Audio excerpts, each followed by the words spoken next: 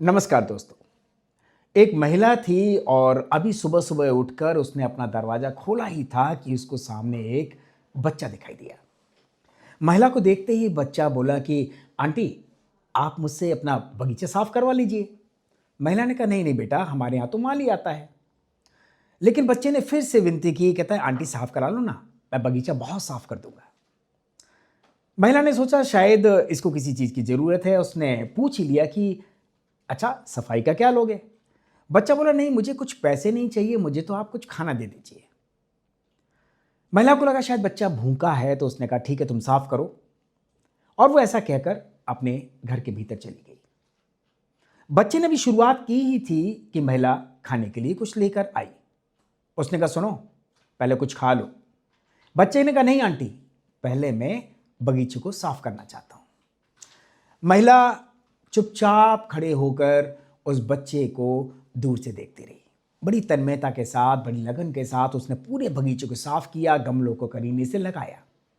जैसे ही काम खत्म ही हुआ था कि महिला उसके पास खाना लेकर पहुंची। बोला बेटा, लो कुछ खा लो। बच्चा खाने के पास आया और बैठा ही था, लेकिन बैठने के बाद उसने खाना खाया नहीं, बल्कि उसने अपनी जेब से एक थैली निकाली और उस सारे खाने को उस थैली में रखने लगा। महिला बोली ये क्या कर रहे हो, खा लो ना। बोला नहीं, इसको मुझे घर लेकर जाना है। उसने कहा घर लेकर जाना है, घर के लिए मैं कुछ और दे दूंगी, तुम इसे खा लो। बोला नहीं आंटी, मेरी माँ बीमार है और वो अस्पताल में है। डॉक्टर ने जो दवाइयाँ लिखी हैं, उन दवाइयों में कुछ दवाई ऐसी भी हैं जिन्हें खाने के बाद ही खाना होता है, इसलिए मैं माँ के लिए खाना लेकर जा रहा हूँ। ये सब सुनते ही औरत की आंखों से आंसू की धारा बह उठी।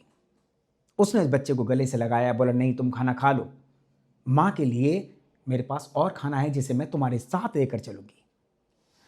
बच्चे ने खाना खाया। महिला ने अपने घर के बचे हुए खाने को एक टिफिन में पैक किया और अपनी गाड़ी में उस बच्चे को लेकर अस्पताल पहुंची।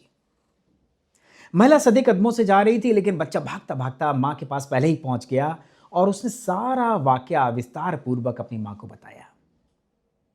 महिला को देखते ही माँ ने महिला के दोनों हाथों को पकड़ा और कृतज्ञता पूर्वक उसके आगे नतमस्तक हो गई। मां बोली कि आप बहुत अमीर हैं। महिला ने कहा हां, मैं अमीर तो हूं, लेकिन केवल दिल से। अमीर तो दरअसल आप हैं, और वो भी संस्कारों से, जो आपने इस तरीके की संतान को जन्म दिया है। दोस्तों, हम सबका किसी की अमीरियत को नापने का पैमाना अलग अलग होता है। किसी को हम पैसे पर अमीरियत में नापते हैं, किसी को हम दिल की अमीरियत पे देखते हैं, और कुछ लोगों को हम संस्कारों की अमीरियत पर देखते हैं। यह आपका दृष्टिकोण हो सकता है। उम्मीद करता हूं कि आपको मेरी कहानी अवश्य पसंद आई होगी। अगर मेरी बात आपके दिल को छुई है तो मैं चाहूँगा कि आप कमेंट बॉक्स में अपना कमेंट जरूर लिखें। मैं फिर मिलता हूं कुछ समय के अंतराल के बाद एक नई कहानी लेकर। तब तक के लिए नमस्कार।